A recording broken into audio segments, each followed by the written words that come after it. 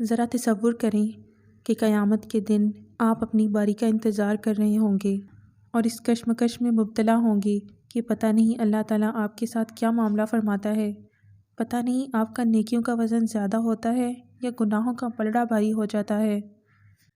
پھر ایک آواز آئے گی کہ روزے دار کہاں ہیں، اور خوش قسمتی سے آپ بھی ان روزے داروں کی فہرست میں شامل ہوں گے۔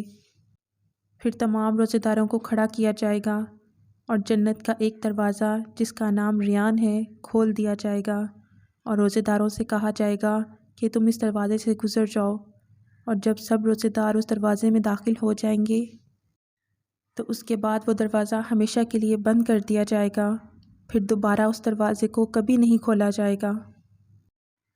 لیکن یہ سب کچھ اس وقت ہوگا جب ہمارے روزے اللہ تعالیٰ قبول فرمائے گا۔ تو کیا ہمارے روزے اس قابل ہیں کہ اللہ تعالیٰ قبول فرمائے؟ کیا ہمارے روزے عبادت کی لذتوں سے بھرپور ہیں؟ اور کیا ہم نے روزہ رکھ کر چوری، جھوٹ اور دغا بازی سے خود کو روکے رکھا ہے؟ یا پھر ہم نے صرف کھانا پینا ہی چھوڑا ہے؟ ایسے روزوں کی اللہ تعالیٰ کو کوئی ضرورت نہیں ہے جن میں چوری، جھوٹ شامل ہو۔